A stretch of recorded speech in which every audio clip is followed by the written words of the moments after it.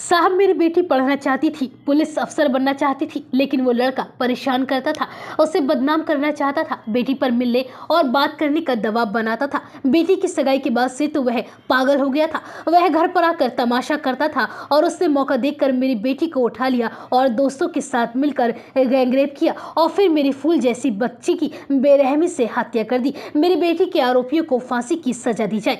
ये दर्द उस माँ का है जिसकी 18 साल की बेटी की 2 महीने बाद घर से डोली उठनी थी। अभी कुछ दिन पहले ही धूमधाम से बेटी की सगाई की गई थी। परिवार शादी की तैयारियों में लगा हुआ था, लेकिन बीते शनिवार को घर से 300 मीटर दूर नहर में लड़की का शव मिला। अब लड़की की पोस्टमार्टम रिपोर्ट सामने आई है, जिसमें पता चला है कि गैंगरेप के बाद लड़की की हत्या की गई थी और उसके साथ 3 से ज्यादा लोगों ने गैंगरेप किया था। दरअसल ये दिल दहला देने वाला मामला उत्तर प्रदेश के कन्नौज का है। यहाँ के ठठिया थाने की सुरसी चौकी क्षेत्र की रहने वाली एक 18 साल की लड़की शुक्रवार दोपहर में कॉलेज से लौटते समय लापता हो गई थी और शनिवार को छात्रा का शव झाड़ियों के बीच में नहर के पानी में उल्टा पड़ा हुआ मिला था। छात्रा के कपड़े अस्त व्यस्त थे, उसके चेहरे और गले पर चोट के निशान थे। छात्रा स्कूल की ड्रेस में थी और उसकी सलवार घुटनों तक उतरी हुई थी। बेटी का शव मिलने के बाद परिवार के लोगों ने बताया कि उनकी बेटी की उम्र 18 साल थी। उसकी सगाई हो चुकी थी। घर में उसकी 3 बहनों की पहले ही शादी कर दी थी। अब घर में उसकी शादी की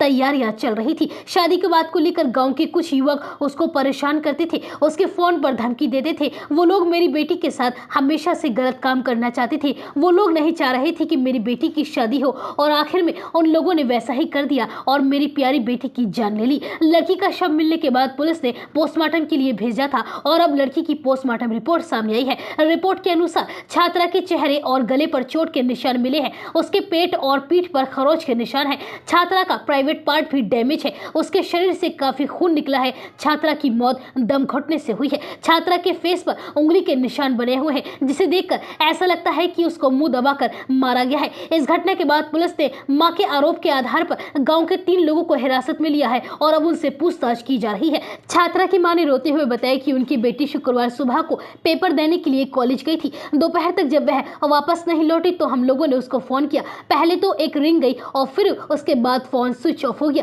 जिसके बाद हम लोग डर गए। हम लोगों ने बेटी की सहेली से उसके बारे में जानकारी ली। बेटी की सहेली ने हमें बताया था वो उसके साथ में गांव तक आई थी। इसके बाद बेटी आम लेने के लिए चली गई और उसकी सहेली अपने घर चली गई। इसके बाद अनहोनी से घबराते हुए हम सब ने बेटी को हर जगह ढूंढा, लेकिन उसका कहीं कुछ पता नहीं चला। पुलिस से मामले की शिकायत की तो उन्होंने सुबह आने के लिए बोल दिया, लेकिन सुबह तो हमारी बेटी की लाश हमारे घर पहुंची। वहीं इस मामले में सीओ शिव प्रताप सिंह ने बताया कि मृतक छात्रा की शादी उसके परिजनों ने इटावा के एक गांव में तय कर दी थी और 2.5 महीने पहले ही उसकी सगाई हुई थी। निकाह की तारीख तय कर दी गई थी और उसी की तैयारियां घर में चल रही थी, लेकिन उससे पहले ही छात्रा की हत्या कर दी गई। 3 लोगों को इस मामले में हिरासत में ले लिया गया है और उनसे पूछताछ की जा रही है और जल्द ही इस पूरे मामले का खुलासा कर दिया जाएगा।